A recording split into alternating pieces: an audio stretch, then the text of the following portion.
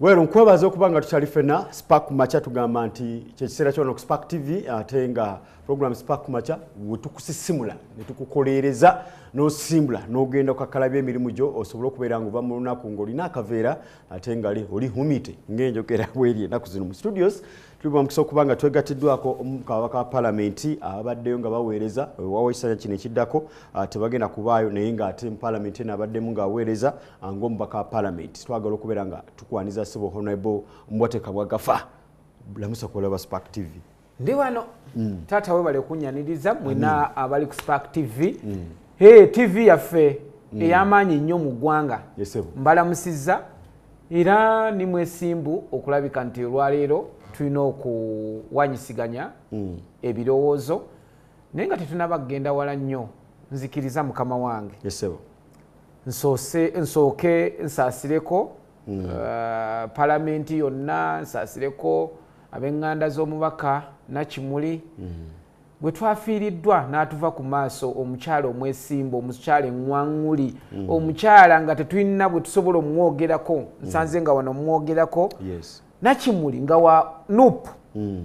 naye nga NUP eggwera eri ku kitebe kyabwe gye bikoma akutunuulira ng'omubaka ng'omuntu ng'omunnayuganda ate ku byemizannyo era abantu bagamba nti simanyi palamenti eno nja kubanga siriimu naye kizibu nnyo okusanga nti banaafuna omubaka ali so versatile like Nakimuli nti asobola okuzannya basketball asobola okuzannya volleyball ate asobola okuzannya netball and she's a captain even ne aluddewo ng'alina okugulu yali alina okugulu nga kumuluma ng'akusiba lumu twagaana nga tagenda ku kisaawe naye nga yebba bwebbi muba mulyawo nga waliwo awadde Nakimuli ng'ayingidde nga temukyamugjamu so kitalo nnyo sipiika waffe kitalo nnyo ku babaka kitalo nnyo abantu b'ekalangala kitalo nnyo bannaffe abanuupu tufiiriddwa era n'aba orthodox nga bwe mwogedde babadde basigaziza eriiso limu kubanga ebyasa ekikubo mubimanyi kati nalwekyo nammwe mukaabe nnyo ensi bwetyo bwetambula wow Honorable Mboteka wojjidde mu studio zaffe nga ekibiina ekiri mu buyinza ekya National Resistance Movement gwe kikutwalanga rebel kyasisinkanye ekyankwanzi bannakibiina ne ba NRM leaning n'abakkiriza okukolagana ne NRM mu parliament abateesidde n'omukono ku ndagaano okukola n'ekibiina kino babadde ekyankwanzi waliwo bayisizza bingi naye byayisiddwa mwabaddemu okuwewera okulwanyisa obuli bw'enguzi mu kiseera kino okulaba nga bakola kyonna ekisoboka omuze guno okugulinnya ku nfeete bingi byabaddemu mu bye basazeewo but what stood out for you oditi wabaddeyo okay ekisookera ddala kyankwanzi saabaddeyo kubanga ku luno ndowooza ababaka abakadde nga todda mu palamenti tebaabayita kubanga oba tokyayina kyotegeeza ku kibiina abaagendayo nga mu butuufu mu kisanja kino taliiyo todda kiba kitegeeza nti abo bagendayo okwetega bagendayo okwetega bagendayo okwetega nga balina ebigendererwa ebyabwe oluusi Museveni abalabe bafunibwa RDC n'ebintu ebirala naye babadde balina okuyita ku indoctrinatinga oba kyeki mu Luganda okuteekamu bano ababaka abapya omutima ogusobola okusalawo nga n'okutegeera tebategedde bye balina okusalawo indoctrination kintu okubateekamu endowooza ye gyayagala era gy'oba otambulirako era naffe bwe twalimu mu kisanja palamenti ey'ekkumi palamenti ey'ekkumi n'emu baatuyitako era nange nagenda era indoctrination eyo bagituyisaamu era njagala kutegeeza nti olwaleero omubaka yenna nze bwe nali naakatuuka mu palamenti mu 10th palamenti bwe nagenda ekyankwazi ekisookera ddala bateekawo embeera ekulaga nti oli wanjawulo kubanga for the first time gwali mulundi ogwasookera ddala okubeera nga tulina liddika nga ndabira ddala ekintu kipya batutadde mu baasi gombe tuyita ku bantu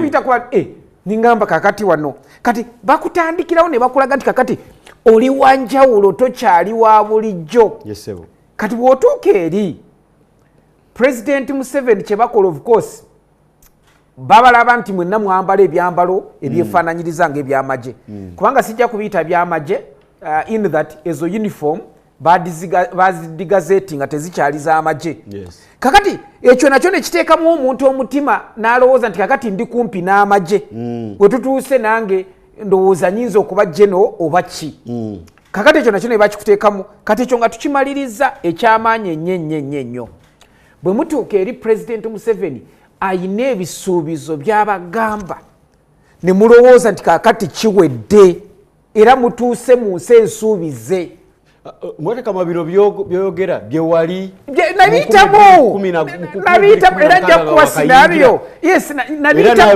ensi ensuubize natuukayo ne ngamba oh my god ndowooza kati eno Kanani gye boogedde si eno ya Bujingo naye nagamba eno Kanani gye boogedde naye ki nga ndabira ddala omusajja ayina bw'azimba ekintu kye kankuwa ekyokulabirako okumanya nti ono omusajja mutabani wa Kaguta si mwangu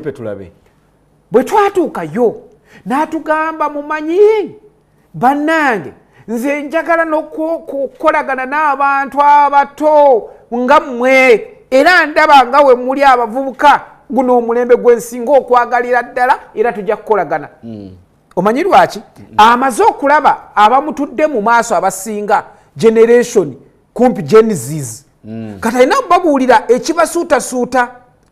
naye nga ffe tetwakitegeera nagamba njagala kukolagana n'abantu abapya abato nga mmwe tetwakitegeera we came to learn later nti President Museveni owaffe omwagalwa tayagalira ddala kukolagana ne MP nga mukadde but before nga tetunagenda yeero tolowooza nti naawe watumalamu amaanyi omusajja omugezi ennyo gwe tulabanga omugezi then noba nga watuuka okukkiriza omuntu akuindoctrinating ng'ate abantu baakulonda nga bakwesize nti ogenda kuyimira ku magulu go owakanye ebiwakanyizibwa ate okole ne bye beetaaga oyingira mu byafaayo naawe kyanyamba kugendayo ndabe ekiriyo kubanga nandibadde nkunyumiza kisaawa singa saaliyo bandinyumiza ebintu nga bibozibozi kakati okumanya nti omusajja yatugamba ekintu era ababaka mwena abali ku mukutu mmwe abali ku spaaka ssaawa zino njagala mulabe bw'obanga wakagenda mu palamenti omanye omusajja ayinza okuba yakibagambye yatugamba nti ayagala kukolagana n'abantu abapya era yakyogedde yagambye abapya beeremu okwetsembereza abakadde era kye twagenda okuzuula okumanya ono omusajja mugezi nga bw'oba oli mubaka omukadde oba wamala dde omutegeera obulimba bwe bwonna byalimba ng'obitegedde kakati tayagalira ddala omulundi n'oguma odde mu palamenti kubanga bw'oddayo ogenda mumubonyaabonya era ababaka kizibu nnyo bw'aba abadde ekisanja ekisooka yasooka okubeera soroyo ng'amanyi nti ebintu kubanga ebisuubizo yasuubiza temukyabonaabona era kakati temwewola abubanka buno tebugenda babonyabonya ngenda bawa sako yammwe mukole sako wano ngenda teekamu ssente era mujja kufuna ssente nga tekuli na magoba maama engalo ne zivuga bambwa teekamu ne tukuba mu ngalo era tugamba omusajja abeewo ebiko ebigalo bw'ebitiira bayola ne tugamba kyekyo teyakomaawo n'agamba buli mubaka ssente yaziba mu sako ne sako n'okutandika teyatandika ebyo kugambye ebisuubizo bya Museveni kiringa bw'oba okwana omuwala ebirala bye yasuubiza atugambye nti 10 buli mubaka maama ovudde mu kyalo nente oluusi n'embuzi togiina akugambye nti 10 naye nga twali basiru bajega bw'okwata ente 10 buli omu bw'okwata ente 10 n'ozikubisaamu ababaka twali kumpi mu 4 ezo ente mmeka mulaalo kyasobola okukuwa ente ezo ane bw'aba azirina omulaalo amanyi value y'ente tayinza kudiibuuda era omulalo gwakuwa ente akuwa akayana otandikire tayinza kuwa nti nte eryawo kisanze kiri bwe kityo so kati ebyo byonna ne tuvaayo nga tulina essuubi n'atugamba ekisanja kuna muchezo si kye yabagambye nti agenda kulwanyisa enguzi mu palamenti yaffe yatugamba ekigambo kipya n'akireeta mu Luswayiri kino kisanja akuna muchezo bano abali b'enguzi mwenna mujja kundaba ne tugamba omusajja kati asazeewo omusajja asazeewo byakomaawo era njagala kutegeeza nti awo kyenzijukira ndowooza baatuwaayo sinza kwegaana baatuwaayo obukadde 2 bwali bwa bukozi bwaki kwedabulula ovudde mu stress amabanja era naffe tumugamba tuvudde mu kalulu amabanja gatutwala president era twagala bya swearingini sente nazituwa ati kakati honorable Mbwatekamu yes is going to go down the records yes gwe mu parliament gye wabeeramu mwakwata esente ez'omusolo obukadde 2 sinza kyegaana kubanga sinza kumanya oba yatunda nteze yes honestly awo abandaba esente ezo twazifuna bukadde 2 sinza kugamba nti oba yazijja mu kitereke ky'eggundi oba yatunda enteze kubanga go government ayina ente nyingi naye twazifuna that is a fact n'atuwa tugende mu butuufu engeri gye tuvudde mu gundi ebyo tusobole okulabika tutegeke tulinayo swearingini n'ebirala naye bintu bya president Museveni kabeera kanyeebwa era gwe mubeerayo aba amaze okuteekako bakigatto abajja nga bababuulirira nga ye amaze okubajjamu amawulire naye mulaba sipiika kyasobola naye mukoze muobeerayo abajja okulumika ate n'abateekamu waliwo ba blue eyed ne bakulaga nti president naye ne maama yagala omuntu ng'ati kakati mwe muli ku ludda ki kati mugenda okuvaayo ng'amaze okutereeza omanyi palamenti eno eyo11 tebatukkiriza okugenda ekyankwanzi ne tusisinkana abapya ekyo tekyaliwo ku mulembe gwaffe kubanga that was the time ng'abakadde bonna abasinga twagala Rebecca Kadaga ng'amaze okutusoma n'alabira ddala nti bano bwe bajja tiimu katwa eno tiimu katwa anti twali tulina obutwa bwe tuyinza we are so infectious nti tugenda okuwa yes kakati kwolwe yali ayagalira ddala omusajja gwe bayita ki omugenzi kati bambi Jacob Olanya ffe nga twali tulemedde ku Kadaga so kati ya making sure tetwagenda tusomese bali abakwata bokka era bagenda okuvaayo emisinde gye baleeta ng'erinnya olanya ne batukuba kyabugazi so kati president Museveni okuyita bano abantu kyenjagala okutegeeza nti one kyankwanzi gundi yaffe tetuyinza gyegaana tendekero lyaffe lya byabufuzi era okuyita abantu kirungi nnyo n'okubawa essente nze sikiinaamu buzibu naye ekizibu kiri nti bazikuwadde osigaziza conscience yo osigazizaamu amagezi oba osiriwadde that's where people go wrong nti kyo era nze siina na buzibu bwe mpulira abantu bafa bufi ababaka babawadde sente era simanyi baba basuubiza obukadde ekyenjagala okutegeeza ze yabasuubiza zo teziriiyo ze yabasuubiza ababaka njagala bategeeza ze mwakutte zeezo nedda ate kati lekala mumanyi mwenga bazibawa kyekyenjawulo mwe kyali zeezo 2 anti bwe baba aba 2 kakati bana basuubiza 10 ne baba 2 banakoma naffe batusuubiza twayita mu nsi ensuubize naye ze baba wadde bakama bange zeezo era mumwebaze musiime ezo mwazifunye naye zino abateekamu akantu mpaka mumaze okulonda era mujasigala nga mubanja naye nga temuzigenda kukola ki okuzifuna era president Museveni mwe kati saawa zino muli baddalingi abaagalira ddala kubanga ayina by'abaagalamu ayina by'agenda obakozesa ayina amateeka g'ayagala wawuliddeyo lino etteeka eryobwetwaze obwetengereza bw'eggwanga sovereignty bill olaba omutima kyonna kati ebyo byonna ze ensobi z'ayagala obakozesa kubanga kati omubaka eyakajja n'oyo abaddeyo kubanga asuubira 8 ekisigaddeyo talina bwawakanya era nankabirwa yatugambanga mwe ba rebel MP abawakanya bino ekintu Museveni kye yatusuubiza omukulu waffe muzeeyi bwe kijja mwe temukoze eki omanyi mwami Honorable Mbwatekamu agenda tulina olugero olugambo olabika olumanyi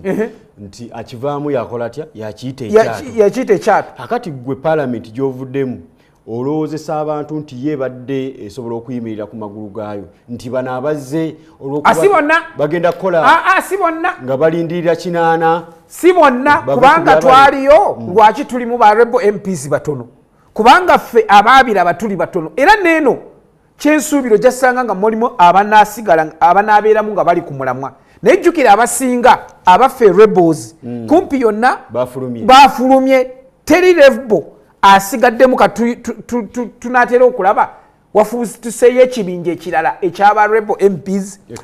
Kozi rebel botegeeza gwe nze Theodo Nuwagaba yali amaze okugenda mu gundi. Kakati ekisanja kino kigenza okuggwa tubadde tinkasimire tubadde tulinamu abalala nga they are not so vocal Nsereko waliwo abalala tubadde tulinamu ba Timuzigu tulinamu ba Kaberuka ndowooza Kaberuka ye yakomyewo ava Kinkizi eri wa Maama Mbabazi.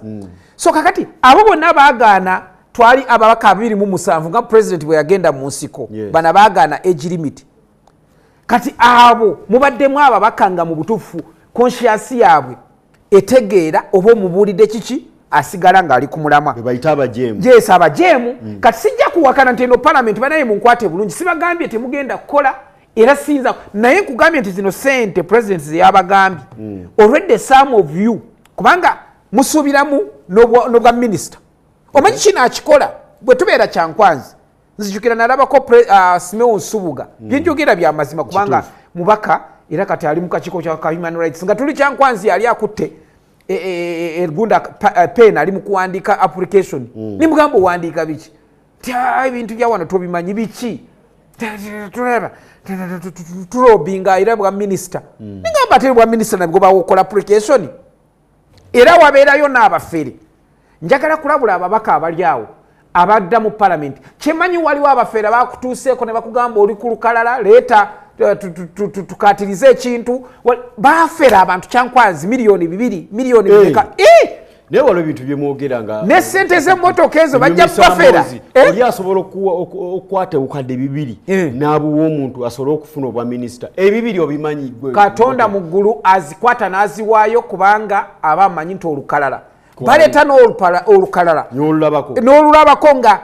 omanyi president ebbaluwa gy'amala watera nnyo okuwandika empapula zino eza bbulu ne bakulagako ne bakugamba nti eno lose minute obuusabuusaamu guno si mukono gwa president ne bakunoonyezaayo abantu bootera nnyo okulaba nti mu cabinet tebabulamu kubanga omuntu bwakuleetera olukala n'akulaga nti Moses ali kwali oyinza okuwakana ogamba nti kata omusajja wa Katonda ne bamukuliribira kaliba alina okubeerawo ogamba ti oyo kwali kati bakunoonyezaayo abantu n'olaba nti luno olukalala kati ne bakufereraawo bakuferera ababaka tebakomaawo nga batayimize tugenda kufuna sente za mmotoka awo baddamu ne baleeta bino babita pyramid what this bino byebete simanyi bitcoin bitwat ebyo byonna ebyo birimu ebyo gundi simanyi nti cryptocurrency simanyi ponzi schemes ezo bakuferera ababaka ne bakuferera bannamajje abo bonna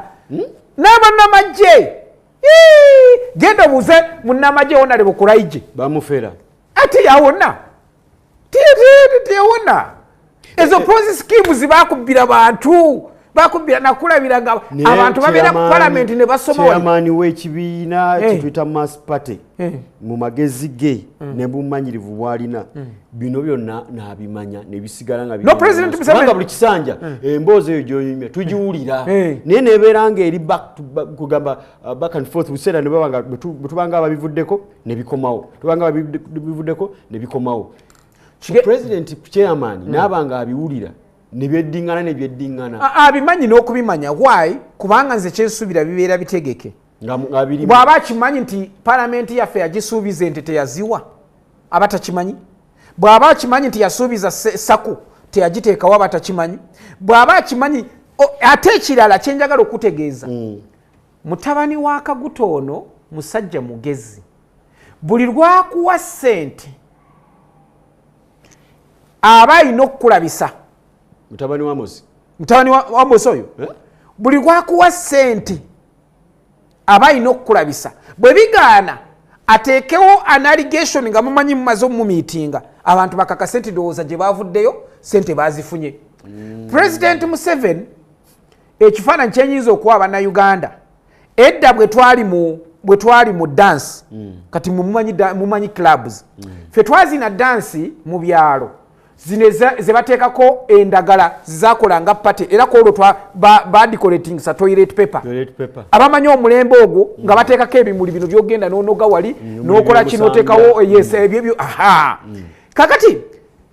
twazibeeranga ne bakuba endongo endongo ate zaali z'amaanyi wali alina kaseti ya Nia Lasuniki naye twateekako ettaala zino ettaala eza gundi balubu masanyalaze naakagalaba naawe bwana bajenizizo bamwe abaki ettaala ez'emikono zino ez'ebirawuli ate embaga eyo yali ey'amaanyi ennyo baateekako ettaala ze bayita za sitima pressure lamp kaakati bwe twagendanga mu dansi n'otandika okuzina onoonyayo obuwala koonoonya akalungi naye jjukira naffe tekatwagala oli bubi ofaanana bubi oyambadde bubi tulina kyoli ne sente za switi kubanga offe omukyalo okukkiriza okuzina naye twamuwanga switi pepusi nga ya bbeeyi ebiseera ebyo kati wagendanga noonoonya akawala akalungi okakwatemu okakube squeeze ne kakulemesa kati n'osanga bino ate bino ebifaanana obubi twabiyitanga bihonde mu lunyankole ekitegeeza ekisula kati ebiwala ebyo nebibi ate nabyo munnange mukwecyanga nga byakabi kibi nnyo naye nakyo kikwecyangirako mu butuufu olaba bugenda kukyanga tolina gwokutte kati fe kyetwakola ate nga omanyi nti bwenkikwata bannange bajja kunkuba akatabo ku makya bagambe bannaye wabadde olina ekintu bwateekamu kifaanana bubi kati nze naali nina obukodyo bwange nakikwatanga wano nenkijja wano kutaala nenkizinisa nga nkitwala mu kasonda wano mu nzikiza nkireeta nkiteeka eno nabyo ebiwala ebibi nabyo bigizi bizibu nekifubutulayo kyagala kinteeke wano kuki kutaala bakirabe nti bannaye naawe omuwala bagambe nti nakyo kyabadde kirina eryanda kigambe kino tumwanda bigo n'abadde naye kati ye President Museveni kati ekiwala kyekiriwa ye president wange President Museveni mugezi kiringa bw'oba ozina n'omukyalo omukadde oba omubi nga gwe nkubuulidde oba omuwalula omutwala mu nzikiza tebakulaba yakuzza akulete kutaala naye bamulabe nti naafunyeeyo kati ye President Museveni toyinza kulya ku ssente ya President Museveni n'atakulabisa aba yabayise sipaaka nga mwekwesebwa amanagamba olaba ababaka abo mbamiitinze era mubaka muwadde bweziti era headline the following day ng'erabika ku mukutu babawadde miliyoni 2 kati olaba bino bye bakola this is damaging parliament n'alabye Joe Mukutu I think babadde bagamba ababaka babongezezza esente ez'obujjanjabi ebweru oba bataddeko sente mmeka which is true babongeza naye what is new ekyo kyerwaki musanyuka ng'omubaka afudde do you know how expensive it is omubaka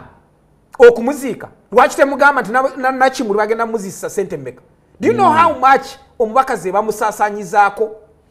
okumuziika tetukomyawo okuddamu okutegeka by election eyo by election yokka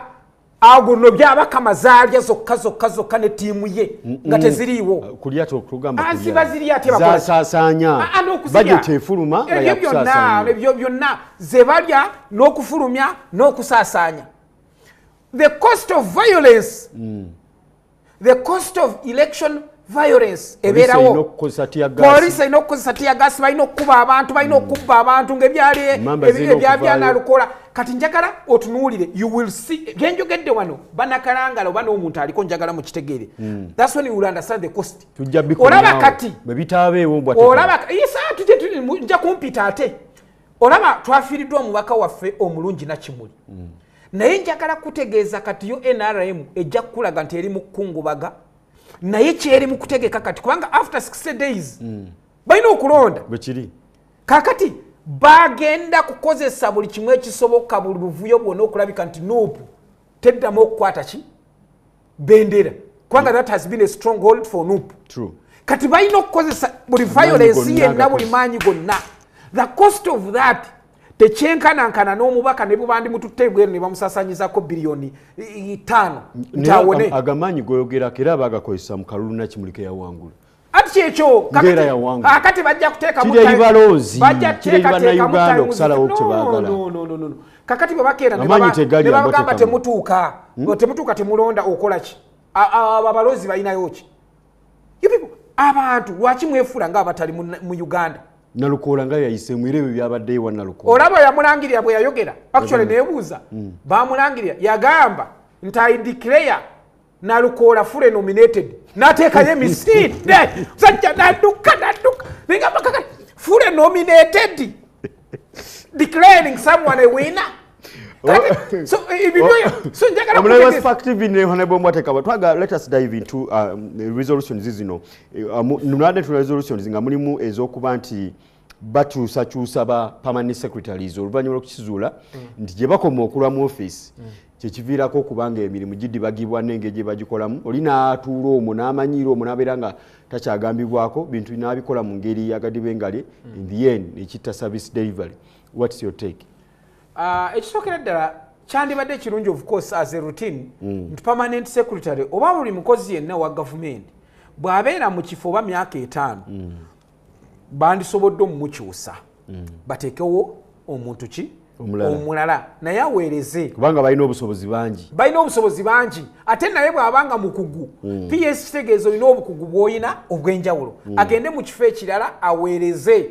wano bw'aba akola bulungi kitegeeza nti bw'agenda mu kifo ekirala nga kikola bubi asobola okukitumbula bw'aba akola bubi gwe baleeta omulala asobola okutumbula kino ekintu naye ekyo tekitegeeza nti obuweereza bujja tutuuka. System za Uganda zaafa buli kimu bwe bakirekera President Museveni okusalawo. Everything ministries they are dysfunctional. Era President Museveni? Yes, no. Why am I saying like this? Teri kusalawo konna okubeerawo. PS tayinza kwesalirawo. Basooka ne bagamba we need to first consult president. Ekitafaananako obwedda ow'omuluka mu biseera bw'obote yasalangawo n'agamba nti wano njagalawo n'essomero era ne libeerawo without consulting the president. Teri ayinza okusalawo. Ekyo nkikuŋŋamba nti wano Minister of Education and Sports tuluddewo nga tulina teri PS ayinza okusalawo nga tebakugambye nti katusooke tugende tukonsultinge first lady. Kati ne bwe baleeta PS afaanana atya okuggyako ono first lady byayagala byalina okuteebwa mu nkola. So it is not because nti abantu abayivu technical people kankukubuulire Uganda erina abantu abakugu. Uganda erina technocrats mu departments ez'enjawulo balimu ba commissioners mulimu baki bonna bali awo ku level ez'enjawulo. Sigamba tebamanyi byakukola. Balina legal department osanga nga every department erina legal department nga bali awo bawabula bano abantu ekyokukola. They know. Naye ekizibu kiri nti they are only waiting for order from above. Waliwo ministries zetulabye ne offices nga office of the prime minister ne bwe twogerera recently ndoza was it Friday nga bakulaga nti mukyala Nabbanja ne minister oli owa disaster preparedness era balina okusuka omugwa era ekyo kitsa ku President Museveni kubanga kati batugamba nti buli ministry yonna permanent secretary abasinze obuyinza niwe ate waliyo ministries zetulabye ng'olusi bwe bateekamu katugamba abakyala babiri olabanga bwe bateekawo wa state n'omulala nga era tebakwatagana era kissa ku President Museveni. Nze ndowooza this resolution erina weyinza okuyambira nga basobola okuzuula nti ministry eno ekigiremeseza okuperforminga tukyuse ono tumuggyewo tumuteeke wali. Anti kyembuzizza awo bakyusa bagambye bagala kukyusa ba PS. Yes. Bw'okyusa PS oba okyusizza kati abali mu kulwanagana bw'aba prime minister Nabbanja ne minister kati bw'okyusa ono PS bano okulwanagana kuvaawo. Era kina nti nakino njagala tukyebuuze era nkikubuuze ne bano okulwanagana kwabeera president yakulina. Banaye omuntu omanyi politics abantu bwe banga balwanagana you must be excited. Olaba bano bakama bammwe ku spark kasita balaba nga mulina conflicts between you ne America kwa balaba nga conflict ne producer Betty balina okisanyukira. Why? Temuyinza kwekobaana kubba company. Temusobola. Era nze in my organization zino zenina amasomero bwe nsanga ba staff balina conflicts ebiseera ebisinga osanga kibattangabana. Ono takwatagana ne baasa yateekayo requisition teyakola ki ono talina na principal engabana. So tusanyukire enkokole ziri mu ministry z'enjawulo. Exactly. Organizational politics zibeeramu ebyo. Kakati President Museveni mugezi buli lwalaba temukwatagana ye kimusanyusa kubanga amanyi one tayagala mushininge. If President Museveni wanted people to shine bwe bagirako Gilbert Bukenya ng'amaze okuleeta upland rice n'ebintu ebirala ng'amanyi nti ono watuusa tandise kulingiza mu siyaani yange. President Museveni ayagala abantu with low profile nga former vice president Gilbert Bukenya. Gwigere gundi sekandi. Ayagala. Because olaba sekandi. But if that was the case, Right Honorable Anita Among yandibadde taliiwa. Kubanga omulabinga naye. Olabye yeewozaako. No, do you see the statement? Yebadde yeewozaako nga bagamba bannange. Mwabagala kunkubya n'omukulu. Nga mugamba nti nze nina njagala kujja 2031. Nze sibiriimu era 2031 ngenda kuwummula nkola ki because lwaki ati president aba akimanyi nti ali shrewd kati baba balina okutya that lady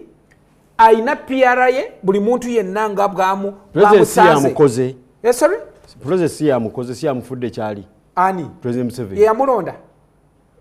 ate mu mutugamba nti president asalawo mu mutugamba nti president asalawo kati njagala asalawo era njagala mbakakasi ate oli ebigambo byo mukenyiyo tugambye nti ebikolebwa byonna ke be parliament president yasalawo president bw'oba osalawo njagala osalewo nti maawo nga bwe mpulira nti oyagala kuleeta maawo adde mu kyanita njagala osalewo nti maawo yaba abeera speaker tokisobola because PR ya speaker Anita Among president ne bwokola otya you can't maawo mawane mumanyi apart from being minister of justice ana amanyi maawo. But it is still the president who has allowed that to be. No, okukakasa president kati kuluno okola ne miracles zikola. Njagala sumulula maawo mu facilitating leka speaker Anita Among to mu facilitating olabe speaker Anita Among agenda kukuba akalulu. Kubanga for her PR jaina mu babaka even outside yamanyi. Naye maawo ne bakuwa sente omuntu abadde tabuuza banno. Omuntu abadde tamanyi nti kambabeererewo tojja kukeera n'ogamba nti bannange kakati ate njagala akalulu sente zizino. Anita abadde babeererawo mulubadde mu parliament emyaka 10 mbaddeyo ne kati Anita amanyi ababaka be ababeererawo nnyo era ababaka mwe abajja ate kubebeerawo kiki Anita ne bwoba olwadde asobola kujja n'akulambulako. Anita ye omuntu gwosobola okuweereza message even right now kati nengamba mpeereza message. But that's the person of the speaker osuubirwa kakati oyagala minister Nandutu wabeerede minister olwala ajja akola ebyo ajja akole nga Honorable Anita Among byako alina obusobozi. No kankubuulire tubadde nabo olaba kadaaga omuntu tulina okulaba tulina okumuwa obubonero bw'alina kadaaga mu kufaayo mu babaka okulabika nti government tebatulugunya yafuba nnyo okujjako age limit bwe yajja n'akweka abagundi aba SFC mu parliament wansi ne batukuba era nze omukwano gwange ne kadaaga ogwe gwasigala kakati naye Anita Among ku plight y'ababaka oba olwadde oba awulira waliwo ebitatambula bulungi afaayo nnyo n'okubuuzaako nze kankubuulire wano simanyi byawano yali ludda bakuteekalako timasho n'emmwanyi eteeka emwanyi n'okubiyisa kusanyusa mukama we sijja kugamba nti yandibadde ebimu tabiita byonna byonna yandibadde ekyo kyanjawulo kubanga ne president amwagala naye ffe ng'ababaka ababaddeyo honestly nze sina kyemulanga era singa mbadde ngendayo mbadde ngenda muwa era n'ababaka bennina nja bagamba kubanga maawo sigambye he's not good to be a speaker naye PR ya maawo even that pride tesobolera ddala speaker Anita Among is reduced to the ground. You cannot compare the two.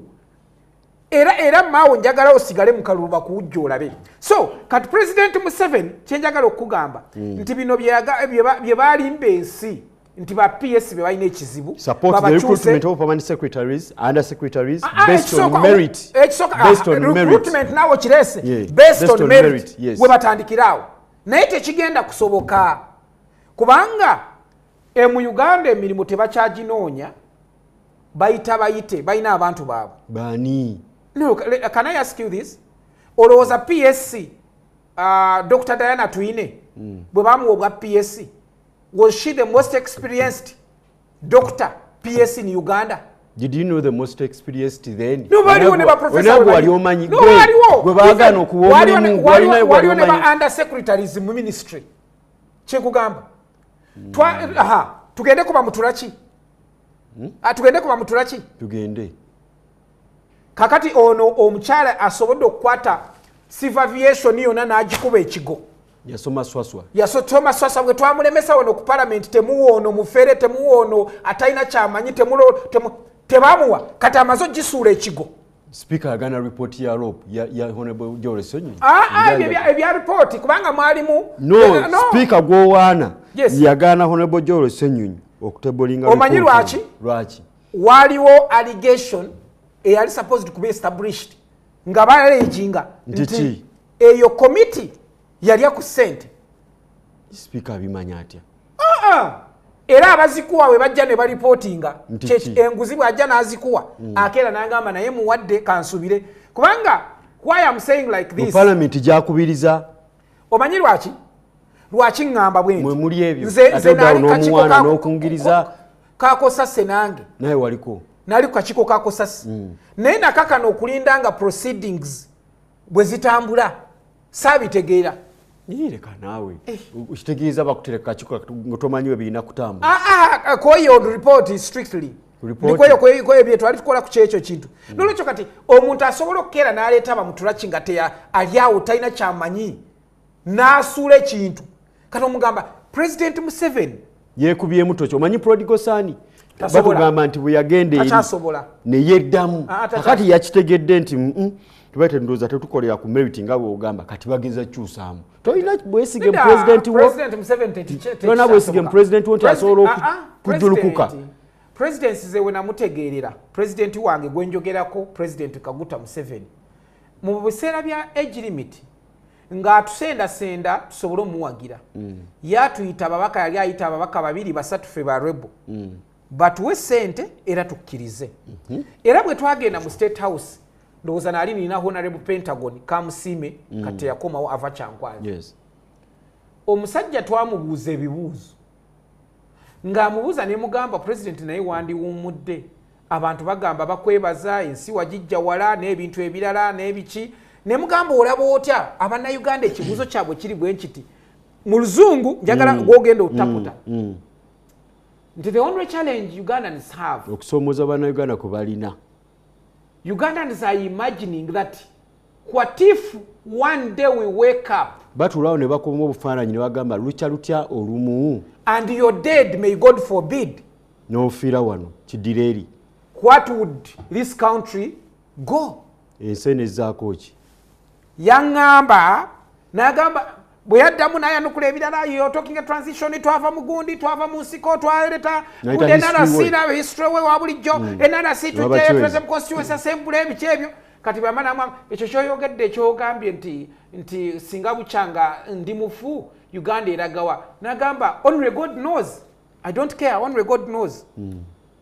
n'agamba oba nkiwulidde Katonda yamanyi kuba yasalawo sifaayo mutonzi waffe yasalawo mubufuuza yali agamba nti mutonzi waffe yasalawo kyaliko ssaawa zino tayagala kumanya oba ministries tezikola oba buli kimu naye so long as nti ye entebe ye nga president akyagiyina nga teri alingiza mu ntebe kitegeeza honorable Mwatekamwe mwagendanga ekyankwanzi resolutions mwazisanga naye mukimanyi tezigenda kubeera effective ng'okolera mu gavumenti bweti ekisanja kye yatugamba ojjukira ekisanja kye yatugamba kuna muchezo kijjukira bwe twavaayo ono omukyala Betty Kamya by then IGG emeritus kakati bwe yajja n'akola statement nti ayagala tandika okunoonyereza ku bantu abalina lifestyle etakwatagana n'enyingiza yaabwe bazimba ebiki basula mu mabbaala bakola ki atandika okubanoonyerezaako President Museveni bwe yasituka yagamba totulugunya abantu bange kubanga ojja bateekamu ekintu tugwaba alina kyabbye era essente ezo tajja zinvestinga mu Uganda abantu bange bakole ki baleke naye Kamya na Musaasira twalabamu elementi ya mwoyo gwa ggwanga musajja ayagala eggwanga lye nti abantu obbe ne bwoba obbe kasiro sobolo ziteeka wano nti oigwanga wano baso bali bakulakulanye wano ye ayina engeri asobola bakwata ne bwoba bye okulakulanye wano ati yamanya nti ninayo akakiiko kannakalima bano nabo balemereddwa nze nyawe njo bateegera banoonyaamu gundi tilapia nailo pachi wali ogirabyeko ng'ekwatibwa bakwata ngege mputa bugege era njagala nkutegeeze nti abantu bano kyoyagala okutegeeza nandutu bambi munamawulire wammwe mwamulabye nandutu abantu bonna balina amabaati ne balugoloobi nga bagasereseza ebiyumba byabwe byambizi. How were they exonerated okukakasa nti ne evidence nga waali tebagatadde negundi nti oluusi bagatadde ku ssomero n'ekintu ekirala. How were these people exonerated? Kati nandutu bambi omukyala wattu yabba kibi era tukivumirira era n'obujulizi okuba lwe bamusibye kitegeeza she's no longer innocent. Naye mu bantu bonna those people who are implicated nandutu yekasi yali mu kkomera kakati nangamba nti awalwanyisiza enguzi era ekisanja akuna muchezo. President Museveni yagamba tukigira bulungi yagamba ono omukyala Kamya namugamba nti totulugunya abantu bange naye Kamya bambi gwennenya ekizibu kya Kamya yasobolera ddala okwetaba toyinza kugenda mu lukuŋŋaana olwa abali abantu ate abasezi abali abantu ate n'ovunaana okulya abantu. She went in a meeting of people who are practicing cannibalism and she started blaming cannibalism. Emotional intelligence ya Betty Kamya osakiraba ngani convener ate convener atali abantu asobola okuyita olukuŋŋaana lw'abali abantu kubanga convener yali president ati kyekyo katumulaba ate atali abantu osobola oyita olukuŋŋaana lw'abali abantu yali tanabategeera nti President Museveni actually ye kizibu kye sikulwanyisa nguzi kati ye najja ngayagala akulaga ayina amaanyi agenda walwanyisaako bammeka. Kasooke tuwumulemu katono tukomayo ne Honorable Mbate Kamwa tusiibule n'oluvannyuma tugende mu kitundu kyo kyali ku Spark Macha. Okyali ku Spark Macha program kwoli ndi ne Honorable Mbate Kamwa Gafa abadde mubaka wa Parliament kumala emyaka 10. Nkyaliyo tutuzijayo osigazayo omwezi tegukyawera era n'omwezi teguwera kubanga kyemmanyi 13 ogwokutaano nja kubanga sikyali nga ndi senior farmer utogerera okyali nkyali nakumbale bubale. Olw'ensonga ya public procurement biki ebyo nga bw'ogimanyi nayo yeyogeddwako mu resolutions ez'ekyankwanzi wakabula kati ofuuka ssentebe wa district.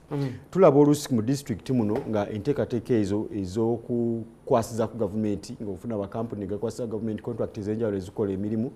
ebadde oluusi nayo yeetobekamu obuli bw'enguzi. Mu resolution ze baayisizza baajogeddeko ne bagamba nti bagenda kwongera ogyetegereza esobole okubeera nga service delivery zitambula bulungi. Okyogerako ki ekyo? Naye kye njagala okutegeeza bannayuganda balina okutegeera nti resolutions zino they are not binding. N'omulundi n'ogumu kye bakola olaba nga parliament bwe tujja ne tutuula ne bwebeera parliament ne tuyisa resolutions tuba tuwabula government either to take it or to leave it. Era kyova olaba resolutions nyingi parliament zeyayisa naye executive togikaka oba ogiwabula nti bannaye wano tulabyeko ekintu bwekiti ne bwekiti nze mbadde ndowooza mwandikoze bwe muti kati resolutions zebakoze nungi ku lupapula naye tezijja kukola. Lwaki? Buli muntu yenna boolaba abalina contract mu madistrict oba za nguudo oba za kuzimba amasomero oda eviira ddala waggulu. Era kizibu nnyo okugenda mu district yonna n'osanga nga waliyo private contractor okujjako nga bamuwadde akantu akatono ng'okusima oluzzi nalwo lwa ssente nnyingi ndowooza miliyoni nga 25. Abasinga bonna abakola mu districts ezo nga bakola contracts tebamanyikiddwa era tebabeera baana banzaalwa tebabeera ba mu district not because into district terinayo abantu abalina companies ezisobola n'obusobozi oba tokisobola. Nolwekyo ne bwe bayisa bwe bati toyinza kukwata president abantu be ab'eŋŋanda be n'obasuuza contract nti kubanga oyagala ki kambuuze twasembayo president ng'akanyiza nti contracts zonna n'atowa order amagye ge gagenda ozikola kakati ati balese yaki is it not idle eyo resolution teri idle eri idle kubanga already president mu kisanja ekyaffe yagamba buli contract yonna oba yakuzimba yaki amagye take over era nzijukira gye baagawa contract ezizimba amadwaliro health center 4 era health center 4 eyewange ebushenyi ne kati tegwanga eyo contract ya amagye yes kubanga nga bagamba amagye gali effective tegali yanguzi bwe gali yanguzi galina court martial naye eyo gundi tegwangako up to now so kati mu buli bwenguzi mu matemu kitongole ky'amagye ekizimbi sinaba kirabamu nekyembuuziza government for us nga parliament tumaze okwaappropriating nga sente weziri ekidelayingisa amagye okumaliriza ezo contracts kyekiriwa actually nze ekyo nakiwagira nange kubanga why olaba bwotugenda nga Rwanda companies ezizimba za government lwaki Kagame yabagamba nti ono kasita obeera wa RPF n'okola ensobe okukangavula kyangu nnyo kitali wano e Uganda era enguudo e Rwanda okuzimba oluguudo like community road mwe mwagala oluguudo batamakinge babagamba muleteko 30% mwekolemu omulimu government bateereko 70 naye contract abeera wa government bwa luzimba obubi kimuddira era n'alabye UNRA tekyaliwo Minister of Works n'agirabye yatandise okuzimba oluguudo lwa Fort Portal Mubende Fort Portal I think it is Mubende Kyenjojo yatandise naye okusinziira Mukama nsonyiwe okusinziira bwe mbadde ndaba nga bakola enguudo n'oyo earthwork gwe bakolaawo sinaba kumatira am yet to see lunamala bbanga ki kubanga tulaba waliwo oluguudo okubusabusa kuli mu busobozi bw'ekitongole ky'amagye si kyamagye kati Minister of Works kubanga n'agenza okulaba bikama whistleblower kubanga Minister Katumba Amala omutuukirire osobola omutuukirire era ne kati ampuliriza njagala bajje era njagala kugenda ndabe ne gundi ne committee mu parliament evunanyizibwa bagambe bagende balambule n'agenza okutunuulira tebalina kyebagaziiza tebalina naye bw'oba ogenze kati saawa zino nze mbeera kiira ekiwologoma bw'olaba abantu bwe bali mu kukola oluguudo lwa kiira olaba baalukoze n'amaanyi n'obuvunaanyizibwa my biggest worry okugamba nti Minister of Works olwo oluguudo lugenda kumala omanyi life span y'oluguudo lwaffe Uganda myaka 15 gye bawa naye I'm just worried njagaliza abannayuganda kwekolera ebintu sente tuzisigaze zibeereza abannayuganda I wouldn't wish to see any private contractor nga wabweru ng'akola mulimi yes mulimuzi mu resolution mwaddemu okukakasa nti government programs za government mu by'obulimi mu bya ICT ne mu makolero zisobola okubeera nga ziba ne tangible outcomes naddala ku household income ne livelihoods nga ki omanyi bye bakola nabyo tebiriimu bana babaddeyo batugamba already are they denying bagambye PDM be bagamba nti yakola nnyo era abannayuganda bagaggawadde ewo yakola etya nze wange tekolanga terina byekoze obuvunaanyizibwa kyenkana era n'abantu abakulondola n'okumanya bwekola naye ekikulu era okulondoera sikubuulidde terina kyekoze bagenda ozibawa ne mbagamba amazima ga Katonda mu ggulu zino sente zogenda okuwa era n'olowooza nti ogenda kuziwa omuntu gw'ogamba nti asingeyo ebibye ate nga n'okubeera nabyo tabiina omwavu lunkupe oba omusuubiramu endagaano y'ekibanja gwe kati gweyagala kuloosa nti PDM ze bagayuwo za misingo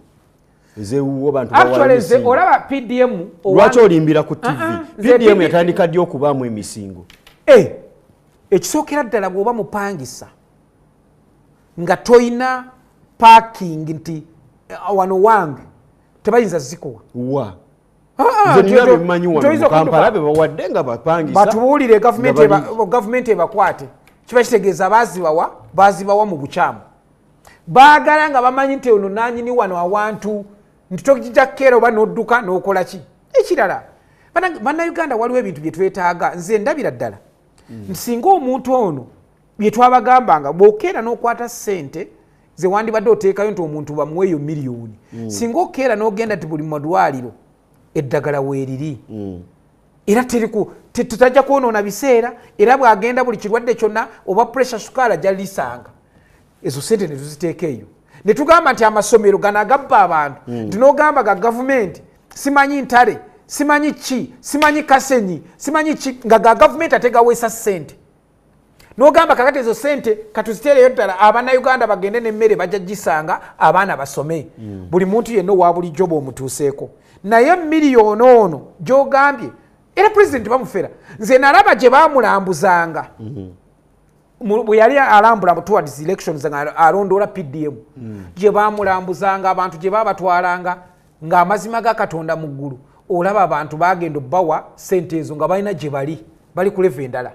era ng'omubaka n'otavaayo kubuusa president tu ng'omubaka n'otalabikako ku floor ng'olabisa oba akakiiko ke baateekako akaali kalina okunoonya ebifo president gy'alambula kaali mu security committee nga tolina wojjira n'okatya twine sina wetuula basalawo ne bagamba tugende ekyokulabirako president aze ewaffe ebushenyi bamututte erubirizi ebushenyi bamututte erubirizi gye yagenda okulambula kati nze erubirizi mba amanyi that is another district manyi nti kino ekintu gye bamututte tekiri ki what stage management era walaba abantu ne bakakana okunnyonnyola bampeere mutwa miliyoni emu nengula embizi 3 nenkola bwenti nengulako emmere nengulako enkoko 5 era mu butuufu enkoko tezizaala embizi tezizaala kati naakaweza miliyoni 5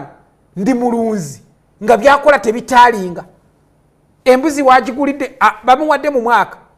yagula akaana katoka piglet kazalira bbanga ddemeka ekyana kipiglet tukiwe sente mmeka emmere tugiwese nga tebitaalinga nebyo nga president asirisa awuliriza yebaza abantu yabatuukako president wafeomukakkanyiza babanga nasobola kumanya nti ebyogerwa banimba naye aba ataalinga n'amanya nti enkoko oziwe ensawo bwe ziti embizi oziwe ensawo bwe ziti mu myaka bwe giti oba osobola okuddamu kino etwasi talina busobozi busobola bajemba w'ettaka abo bwe boogera ewange njabagulira embizi n'embuzi bona bagambe oba nkoko tuzibawe tubawe emmere ebyenkanankana byonna tujja biwabawa kubanga agamba yazimba ekiyumba tugamba miliyoni yino kati gitegeke ku ttaka lyange ekiyumba zimba kola ki byolaba emmere biki tandika olunde kati katukuwa omwaka zitulage nti wazijjeemu it is impractical akakadde tekamala ogenze kanoonya bano abagundi simanyi ba chairperson bakujjako sente weegulirira ogenda kukatuusa ewaka esente waziridde dda ogenda tuuka omwana mulwadde omwana wange ayinza okulwala nga alina akakadde mu nsawo ka PDM nenga namutwala ku ddwaliro ndi ninze kyalina akakadde obeera mujjega omwana wange bamugobye school fees nina akakadde kubanga nkajje ku PDM ngenda ngula embizi gyongambye nti nakasaba ngula embizi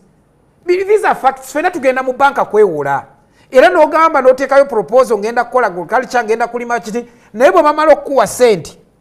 program etandika ekyukirawo ng'ozikutte ate sente zino banaye mukama yazitonda bwe ziraba ng'ozifunye ebizibu bitandikiraawo omwana bw'alwala oli bamugobye simanyi ki ebizibu bitandikiraawo ofiirwa so miliyoni emu amazima ga Katonda mu ggulu mwabagambe bagagawazizza nze nina okukkiriza nti singa zino sente bakwata obuweereza ne babwongezaamu amaanyi ekyokulabirako ono omuntu ayagala okulunda nkoko oba abana abalimi singa gavumenti esalawo negamba nti ensawo ya fertilizer saawa zino kubanga kati tetukyalima nga tolina bigimusa teeka bwesalawo negamba nti every fertilizer ejja mu Uganda gavumenti egitaddeko subsidy eyandibadde emitwalo 16 ya mitwalo 5 kitegeeza buli muntu yenna n'alima kasooliyo waka n'alima amatooke ajja kukozesa ekigimusa production egende waggulu awunzike ng'akifunyeemu naye kakati ne bw'ojja n'ogamba nti mbwateka mwamulese ali commercial farmer fertilizer gy'osobola okuteeka mu acres nga 10 esente bw'ogenda okugatagata nga tebigatta so kati nze ndabira ddala nti yes president mwagamba nti abantu bagagawala era PDM egagawazizza abantu kakati kino kye mwaleese nti ebyobulimi balabe kye babukolako tewali kisobola kukolebwa government echetena era nze nsasira bannayuganda abali mu kwekubagiza nga mulinze gavumenti ebakolere ekira kyebakolera nze sirina kye gavumenti nkusabako emirembe nasaba amazzi ga irrigation ne gagaana nengeeteerako jjukira nti omuntu yenna tulina Lake Victoria tulina Nairo amazzi Uganda tulina mangi naye gavumenti yatuuka n'okufera abantu bino bye bateeka ku district tukofund ofune ssente bakuwe amazzi abantu bangi twasaba tetwagafuna ekirala kasola irrigation ke bakuteerako nga ke bagamba nti kakostinze miliyoni 3 amazima ga Katonda mu ggulu nga ne miliyoni 7 tezigwawo naye bw'ogenda okulaba the suppliers ababuwadde baana b'abantu naye wane bonda byadderanga ne district wandigisobodde kubanga buli kimu owulikika nga oli mujeemu kakati district wandigikuttotya nandigisobodde kubanga bano abantu aba balinga obonyola bano bajja ne bateekako akantu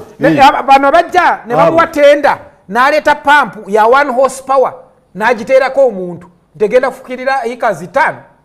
naye ne basayiningako certificate omanyi bw'obanga oba okufuna tenda balina certificates ze basayininga nti kakati certificate of completion oba otuuseewa government ekusasule ng'olabira ddala it is a hoax actually mwanyamba kubanga okunnemesa okwesimbawo ku bwa meeya mwanyamba kinene ebanyamba kubanga ekisookera ddala olaba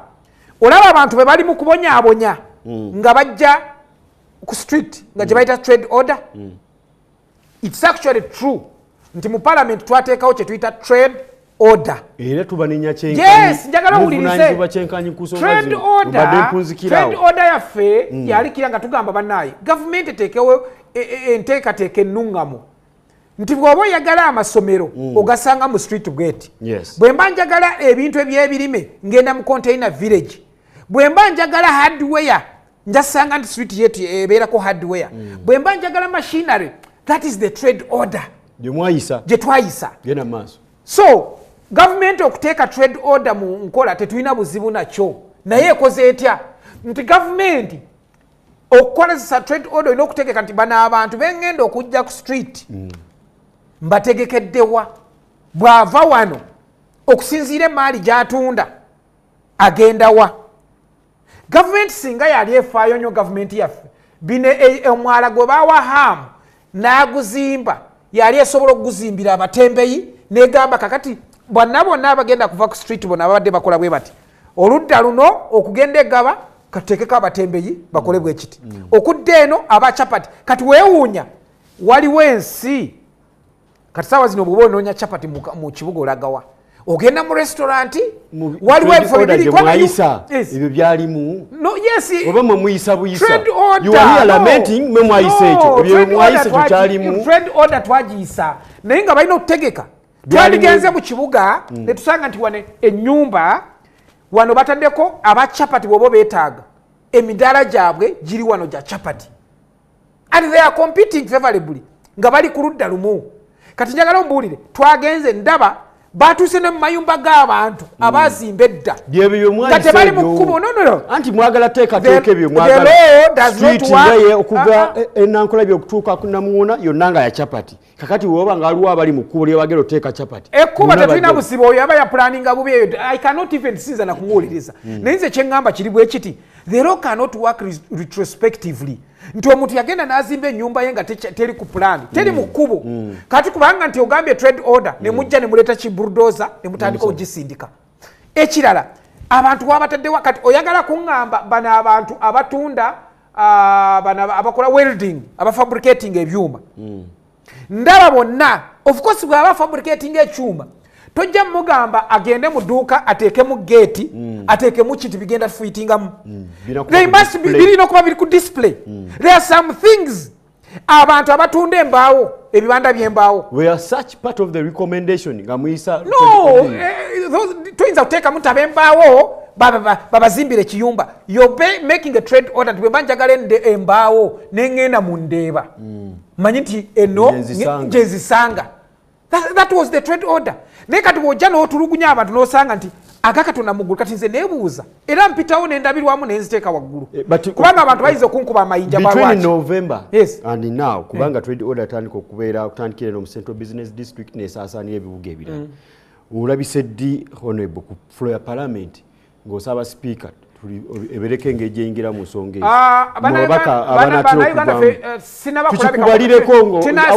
ezo manyi lwaki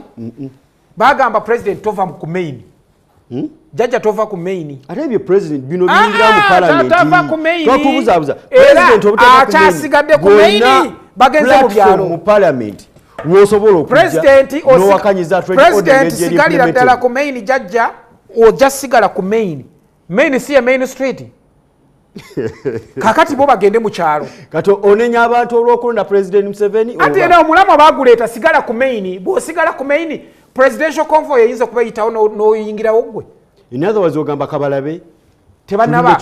era baamala okulonda bwe bati Nabbanja we yajja n'agamba tewakyali mizannyo tewali kusaaga bamaze okukasuula akalulu mugume buli muntu agumye munne mweyongere okuguma so ekyenjagala okubategeeza nti trade order bagitaputa bubi trade order kati gwe njagala ombuulire abantu abatunda entebe nga tetulabye bano betuyita abayindi n'abalala balina kapasite bosanga abachina nti yafuna ennyumba ye showroom gyateeka ebintu bye njagala ombuulire omuntu w'Ebushenyi omuntu w'Embalala omuntu w'Emubende omuntu w'Ekamuli asobola owa bulijjo ayina akagundi ke ka workshop agenda kupangisa ennyumba bamuggyeko obukadde abiri ebyogamba naakuladdi batwagala omanyi baga nti akutwala omusimba bukedde tetujja mwebazanga bukedde abantu bano we must create nti abantu waliwo ebintu nga nobwoba ofa kati njagala ombuulire n'abano abatunda balina showrooms sinabakulabamu alina zigeeti ziryawo nga azitadde munda taliimu bateekamu furniture nga afiitinga kati nze njagala mbuulire these people who are implementing bano abantu ababokya ebyuma bakola kinzigi biki mwagala bakole showroom eyenkana ki gyoyingizaamu geeti era geeti mmeka kubanga mubagobyewo ebibanda by'embaawo byonna mubiga banaye sijja kubanga nzimba nenva ekiira ekiwologoma neŋŋenda mu ndeeba okunona embaawo kitegeeza nti every municipality every baziyita ki zino if it's not like a town council buli bantu yandibadde bategekera nti bw'oba oyagala bano abalina mukono abateesobola abalina emidaala bali bwe wano ab'embaawo tujja basanga wano mu bitundu gye tuli kituyambe tujjeko omugotteko mu kibuga naye kino kye bakola ne bayingirira obuyumba kati abantu bakozeseza omukisa nti abaluddeyo nga bagala kunyaga ploti z'abantu bafunye omukisa aba ali awo ekimoloka puka ate n'ayogera etteeka lyazze president yayogedde president bakakanyugize wansi bannange bantu mwekubira enduulu bw'oba tewazimba mu kkubo bw'oba n'osanga nti mu butuufu ku nnyumba yo gye wazimba pulaani tewajja n'okwokyerako ekintu ekiryawo nga bishedi omuntu bw'ajja n'olaba nga kigurede akireese akuyingiridde munda please wekubira enduulu bannayuganda babakutte obujega yekubira enduulu wa tolina looya akole ki tuli ku mateeka you just go and get a court injunction alina obusobozi okufuna looya ayingire mu nsonga zino agobe ku nsonga eno asigale ku main jajja asigale ku main ansa njibawadde jajja asigale ku main mudde mu kyalo bwotuwadde parliament eno gyofuluma egenda mu maaso ogisuubira kubeera etya mu dakiika emu nga tunzika gyenfuluma eneddako ogisuubira ejja kukolera bannayuganda kyebaagala kubanga ffe tuluddewo nga twogera bagamba tetulina bye tukoze twabasala era njinamu essuubi ddene ekyegenda osookerako okukola eyagala kuleeta etteeka erigamba sovereignty bill erigamba nti abantu bonna abafuna obuyambi okuva ebweru gavumenti yeba evunaanyizibwako bagisabe olukusa kitegeeza ne chachi ezi zino abaluddewo nga teboogera ku byobufuzi nze ndi mukatuliki balina zi seminary biki obuyambo obusinga buva ebweru gavumenti eyagala kubwefuga etandikira awo bano bakadaama bakola ebweru bannaffe bannayuganda bali mu kupatukana esente okuva ebweru gavumenti eyagala kuzeefuga ffe tukiwakanya nga tetunabavaayo naye palamenti eno ennungi gye mwagala ejja kibayisiza eri etteeka lijja kuyita era wano tuyinza osimbawo sente abantu bebaagala ogamba nti palamenti egenda kukola bye baagala eryo erijja kuliyisa era libatulugunye ekigamba nti pulezidenti abalina omumulonda babaka ba palamenti ekyo kijja era kyensuubira ejja kibayisiza muleke kubonaabona n'okulonda president n'okwonoona ebiseera basobole okubalondera president batusalirewo era nze sikiinaako buzibu nolwekyo palamenti ngisuubiramu ebirungi byereere egenda tukolera bannayuganda ejja tutuusa ku uganda gye twagala ejja kusukka ne ku middle income status eggwanga gye tulyetaaga banaye babaka mbaagaliza ebirungi byereere mukolere abantu era be bawangula temutulugunya bano ne mubalemesa okukolera abantu tuula owookinge abantu nga bakola bye twagala tweyanza ye Louis Embwate Kamwagafa omubaka wakasambya Igara West omubaka wa Igara West ku mulundi guno teyasobola kudda eri agenda kubeera meya w'Embalala bisanyizo ne bigaana bisanyizo nga sisomye ebisanyizo I'm over too qualified government is a mwefere